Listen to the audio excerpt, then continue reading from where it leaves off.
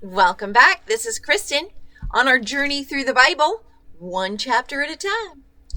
Yesterday we were in Exodus 27, and right now God is laying out not just rules and laws, but building the Ark of the Covenant, the tabernacle, and right now we're going to see how the priests are to be dressed for worship and offerings and things. Chapter 28, Exodus. Let's jump right in. Now take Aaron your brother and his sons with him from among the children of Israel, that they may minister to me as a priest. Aaron and Aaron's sons, Nadab, Abihu, Eleazar, and Ithamar. And you shall make holy garments for Aaron your brother, for glory and for beauty. So you shall speak to all who are gifted artisans, whom I have filled with the spirit of wisdom, that they may make Aaron's garments, to consecrate him, that he may minister to me as a priest. And these are the garments which they shall make: a breastplate, an ephod, a robe, a skillfully woven tunic, a turban, and a sash. So they shall make holy garments for Aaron your brother and his sons, that he may minister to me as a priest. They shall take gold, blue, purple, and scarlet thread, and the fine linen, and they shall make an ephod of gold, blue, purple, and scarlet thread, and fine woven linen, artisan worked. It shall have 2 shoulder straps, joined at its 2 edges, and so it shall be joined together. And the intricacy woven band of the ephod, which is on it, shall be of the same workmanship, made of gold, blue, purple, and scarlet thread, and fine woven linen.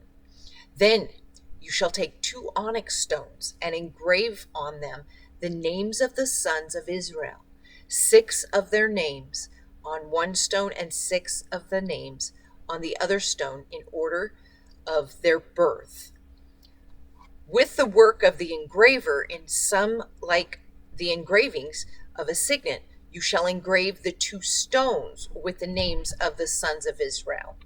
You shall set them in settings of gold, and you shall put the 2 stones on the shoulders of the ephod as a memorial stone for the sons of Israel. So Aaron shall bear their names before the Lord on his 2 shoulders as a memorial.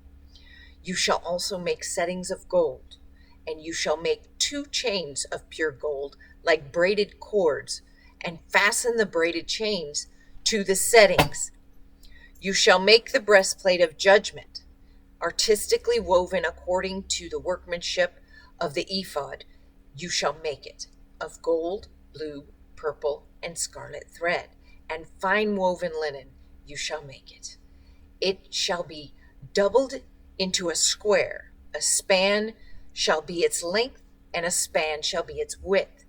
And you shall put settings of stones in it, 4 rows of stones. The first row shall be like sardius, a topaz, and an emerald. This shall be the first row. The second row shall be turquoise, a sapphire, and a diamond. And the third row, a jacinth, and an agate, and an amethyst. And the fourth row, a beryl, an onyx, and a jasper. They shall be set in gold settings, and the stones shall have the names of the sons of Israel, 12 according to their names, like the engravings of the signet, each one with its own name. They shall be according to the 12 tribes. You shall make chains for the breastplate at the end, like braided cords of pure gold. And you shall make 2 rings of gold for the breastplate, and put the 2 rings on the 2 ends of the breastplate. Then you shall put 2 braided chains of gold in the 2 rings which are on the ends of the breastplate. And the other 2 ends of the 2 braided chains you shall fasten to the 2 settings, and put them on the shoulder straps of the ephod in front. You shall make 2 rings of gold and put them on the 2 ends of the breastplate, on the edge of it, which is on the inner side of the ephod, and 2 other rings of gold you shall make and put them on the 2 shoulder straps underneath the ephod towards its front, right at the seam above the intricately woven band of the ephod. They shall bind the breastplate by means of its rings to the rings of the ephod, using the blue cord, so that it's above the intricately woven band of the ephod, and so that the breastplate does not come loose from the ephod. So Aaron shall bear the names of the sons of Israel on the breastplate of the judgment over his heart when he goes into the holy place as a memorial before the Lord continually. And you shall put in the breastplate of the judgment of the Urim and the Thummim, and they shall be over Aaron's heart when he goes in before the Lord. So Aaron shall bear the judgment of the children of Israel over his heart before the Lord continually.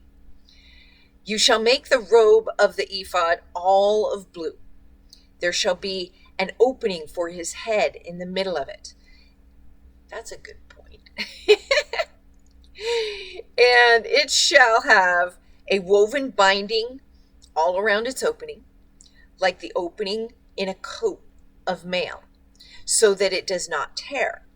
And upon its hem you shall make pomegranates of blue, purple, and scarlet all around its hem, and bells of gold between them all around. A golden bell of a pomegranate, a golden bell and a pomegranate upon the hem of the robe all around. And it shall be upon Aaron when he ministers, and its sounds will be heard when he goes into the holy place before the Lord, and when he comes out, that he may not die. You shall also make a plate of pure gold and engrave on it, like engravings of a signet, holiness to the Lord. And you shall put it on a blue cord, that it may be on the turban and the front of the turban.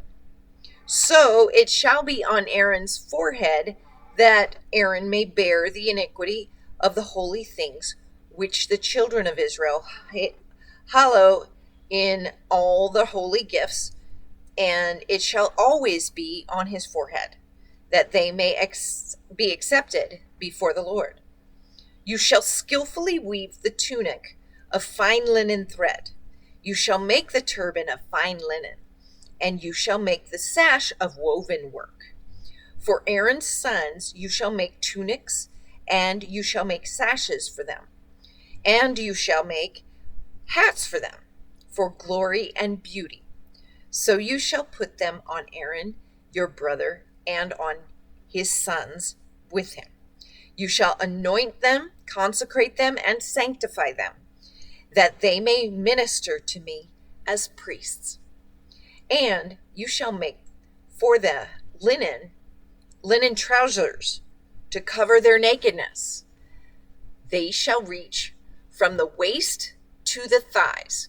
They shall be on Aaron and on his sons when they come into the tabernacle of meeting, or when they come near the altar to minister in the holy place, and that they do not incur iniquity and die. It shall be a statute forever to him and his descendants after him. I'm telling you, God knows what he wants. And he is telling us, and throughout the Bible, this is it. This is our instruction manual. It's all in here. It is. It's all in here. So there's no questions that can't be answered. Right here. Right here.